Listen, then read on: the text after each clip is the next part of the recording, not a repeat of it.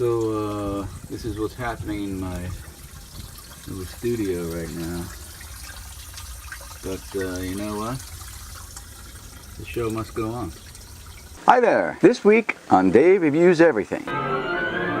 Thanks to my beloved sister-in-law, Josie Cakes, that's not her real name, we've been thinking a lot lately about inspirational signs. You know, those invocations from on high on the kitchen wall, calling out to remind us to be our better selves, only $21.95 from the driftwood shop. But what are they really? Are they righteous calls to action that spur us to breathe more while laughing like an idiot while overcoming all our fears? Or are they basically just bumper stickers meant for indoor use? And more importantly, what does the future look like for inspirational messages? Well, humanity, it seems, has always cried out for such guidance. Our hard-working, undercover journalists recently came across a photograph of the original inspirational sign, one that has been guiding the lives of people for millennia. Unfortunately, for some reason, it did not translate that well to the kitchen wall. So people were forced to come up with easier ways to hang guidance. A little bit more history. Through the ages, inspirational signs have pretty much existed quietly in the background, with their messages met with varying degrees of success. Here's one from the year 1. Medieval times.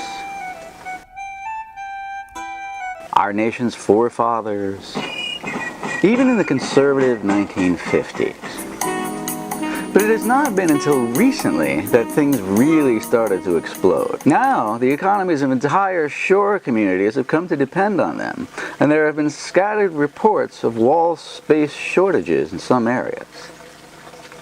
And that's not all. Like all things that start out with high-minded purpose, they have begun to metastasize into all kinds of unlikely places with all manner of intent. And guys, should your wife catch you looking at one of these, here's the easy way out. Just remind her that she told you should do more reading.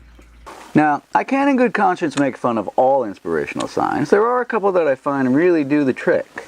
Like this one. And this one, which pretty much attempts to get everything all onto one sign, which I totally respect. I mean, what a time saver. Here's one I found on the internet, and I'm not really sure what the complete saying is, but I'm very sure that I would like it. And here's another shot that somebody saw fit to post online, even though they really shouldn't be allowed to use a camera. I'm pretty sure that last line is, "More than my goldfish Harry." And where are these signs going, you may ask, future-wise? Well, I know this for a fact.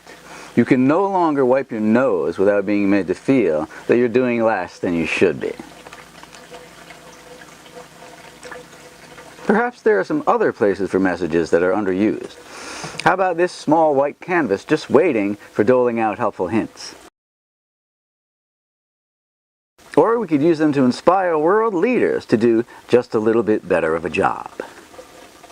Why, you never know where a little inspiration might turn up. Right, Mickey?